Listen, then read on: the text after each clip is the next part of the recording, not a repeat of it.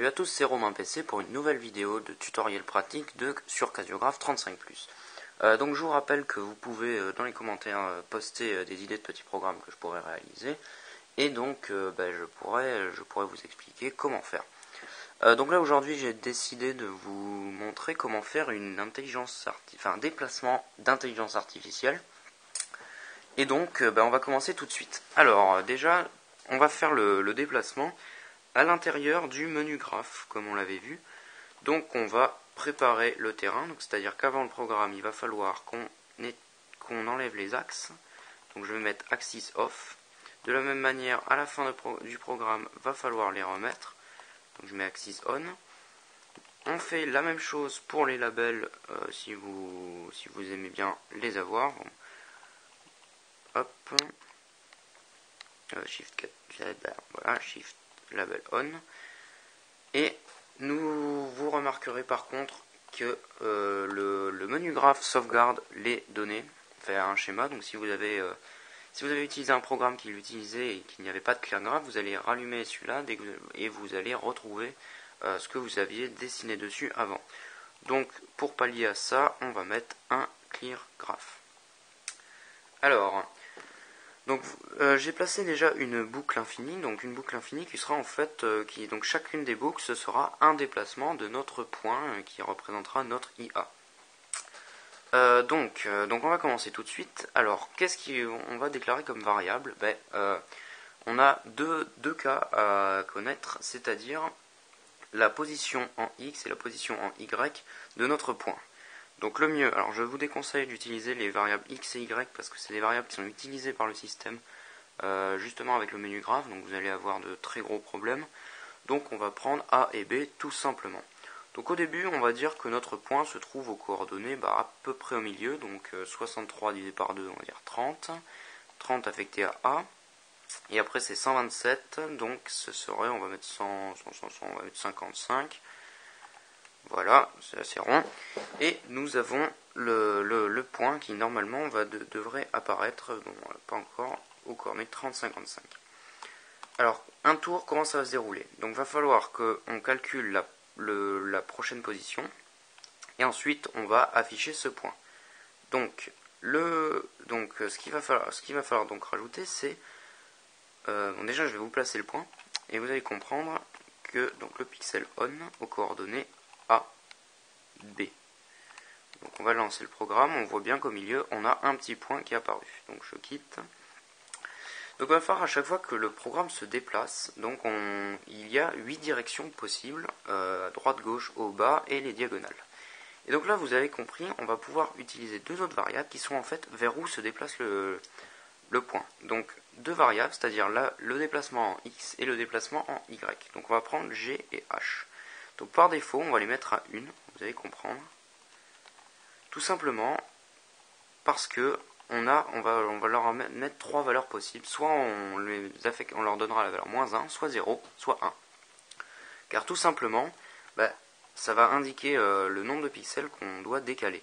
Donc si par exemple les deux sont à 1, on va partir en diagonale tout simplement parce que le point va se déplacer d'un cran en X et d'un cran en Y. Si c'était -1 les deux, ça ira en diagonale, mais dans l'autre sens, qu'il déplacerait de -1 cran et de -1 cran. Ou si on avait que G qui serait égal à 1 et H égal à 0, et on irait vers la droite, tout simplement parce que le X va se déplacer, mais pas le Y, on restera à la même hauteur. Vous allez comprendre, donc pour ça, il va falloir à chaque fois demander à ce que A s'affiche aux coordonnées A plus G, ou alors B plus H, ou alors et B plus H. Et là, on fait un essai, et on remarque bien que ça ne marche pas, je ne sais pas pourquoi. A plus, oui, tout simplement, parce que non, c'est pas comme ça qu'on fait, on lui laisse ça. Juste avant de l'afficher, il faut juste préciser que A va augmenter de G, et que B, pareil avec H. Voilà, comme ça que ça marche. Et on a bien un point qui va en diagonale et qui sort de l'écran au bout d'un moment, et donc ça crache. Donc il va falloir qu'on calcule pour qu'il change de direction aléatoirement, pour qu'on ait l'impression d'avoir une intelligence artificielle qui se déplace un peu partout. Donc intelligence pas trop, vu que c'est très aléatoire. Et donc pour ça, en fait, il va falloir faire un premier aléatoire. Donc un runInt. Alors celui-là, vous allez voir, c'est en fait un random, donc on va le mettre par défaut entre 1 et 10, qu'on va affecter à C, qui en fait va être la probabilité que votre point change de direction. Cela on l'a remarqué, tant que G et H ne sont pas modifiés, C va toujours aller dans la même direction. Enfin, C, pardon, le point va toujours aller dans la même direction. Et donc là, on va mettre une probabilité de 1 chance sur 10 que C, enfin que le point change de direction. Donc pour ce faire, on va rajouter la condition si, et tout simplement pas de sinon, si jamais C est égal à la valeur 1, donc vous l'avez compris, si j'avais mis un random entre 1 et 100, C, il y aurait une probabilité de 1 centième que C est la valeur 1. Là, entre 1 et 10, c'est 1 dixième. Si je mets entre 1 et 456, c'est une probabilité de 1 sur 456. Et donc là, si jamais on est dans le cas où ça change de direction, on va calculer vers quelle direction il va. Sinon, pas de changement de direction, retour à la normale. Le point se déplace d'un cran dans la direction qui est spécifiée par les valeurs de G et de H. Donc dans le cas où on est donc le changement de direction, il va falloir faire un nouveau random entre 1 et 8. Je vous explique, il y a 8 directions possibles. On va affecter ça à la variable D. Et donc là, on a 8 possibilités de valeurs de D qui sont respectivement droite, haut, bas, gauche et les 4 diagonales. On peut, si ça vous plaît, rajouter 9, le cas où par exemple D vaut D où le GH valent 0, c'est-à-dire dans le cas où le point ne reste sur place pendant un certain temps, jusqu'au prochain changement de direction, et en admettant que le prochain ne soit pas un sur place aussi. Donc, va falloir rajouter 8 fois les if zen. Donc, si D est égal à telle valeur, alors la variable G va prendre telle valeur et la variable H va prendre cette valeur. Alors, j'ai fait ça exprès pour pouvoir utiliser la magie du copier-coller. Hop, hop, hop.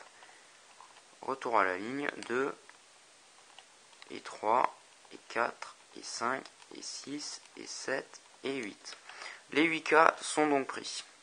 Donc on va mettre si D est égal à 8, alors on va mettre moins 1 et moins 1. Ensuite on va mettre moins 1 et 0. Donc si D égale 7. Ensuite on va mettre 0 et moins 1.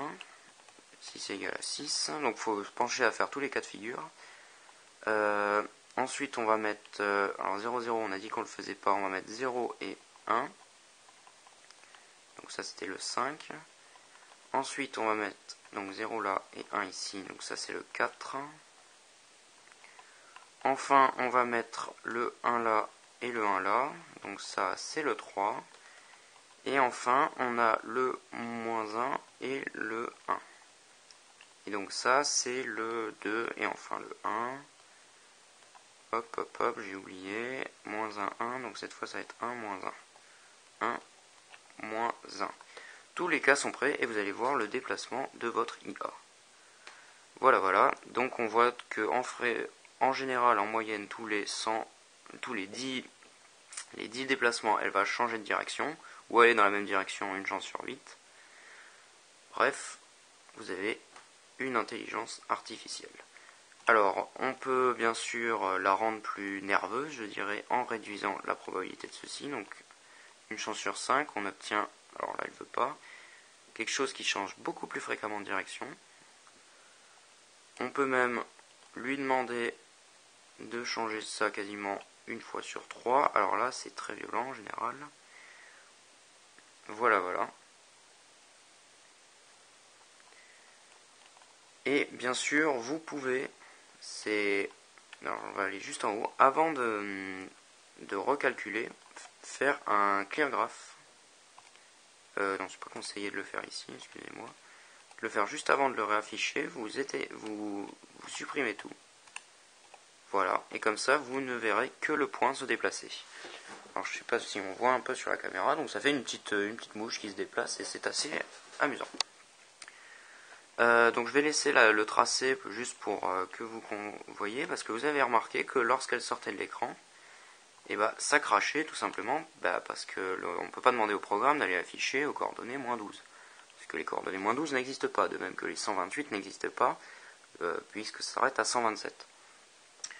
Donc je vais remettre un random assez élevé, donc par exemple 20, et on va faire en sorte que le programme ne puisse pas sortir de l'écran. Donc là en fait on a seulement 4 cas de figure. C'est une fois qu'on a les nouvelles valeurs de A et B. Soit on va avoir A qui se trouve être avec donc la coordonnée X qui est négative, qui est en dessous de 0, en dessous de 1 en l'occurrence, soit qui se trouve être au-dessus de 63, et de même pour B, soit elle va être égale à 0, soit elle va être égale au-dessus de 123, donc 128. Donc là c'est très simple, on va mettre un if pour chaque cas de figure, hop hop hop, tout simplement. Alors on va mettre, si jamais, donc on va commencer par A, si jamais A se trouve être, donc pour être sûr d'avoir aucun problème, si jamais A se trouve être inférieur ou égal à 0, alors A, on va lui redonner la valeur 63, qui est donc le maximum au niveau des coordonnées, 120, pardon, excusez-moi, non, Y, A c'est Y, excusez-moi, donc 63 pour la valeur Y. Parce que les pixelons, il faut marquer Y d'abord, puis X, c'est particulier. Par contre, si jamais A se trouve être dans l'autre cas, c'est-à-dire qu'il se trouve être supérieur ou égal à 63 justement, 64 pardon, parce que s'il est égal à 63 c'est bon, alors on va affecter 1 à A. Vous faites exactement la même chose pour B, donc si B se trouve être inférieur ou égal à 0, alors on lui met la valeur 127 qui est le maximum donc dans la longueur de l'écran. Voilà. Et donc pareil, si B est supérieur ou égal à 128, je mets bien le supérieur ou égal et pas si B égale 128, au cas où vous modifierez le programme par exemple, qu'il puisse se déplacer de 2 en 2 cases pour aller plus vite. On aurait le cas par exemple où B pourrait prendre la valeur 128. Donc B, 1 affecté à B. Voilà. Et donc vous avez votre IA qui normalement, alors je sais pas pourquoi elle a popé là.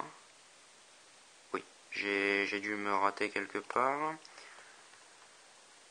Si B est supérieur ou égal à 128, ok, alors pourquoi il est resté bloqué à droite? Oui, sans doute. Oui, c'est pas supérieur ou égal à 0, excusez-moi. C'est bien inférieur ou égal à 0, forcément. Et j'ai encore fait l'erreur. Voilà.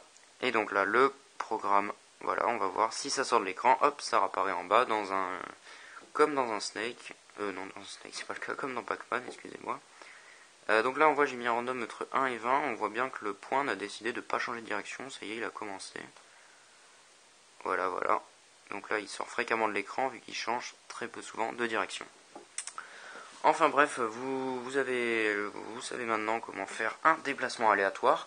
Et donc je vous rappelle, n'hésitez pas à proposer des petits programmes que je pourrais faire dans une prochaine vidéo. Voilà, salut tout le monde!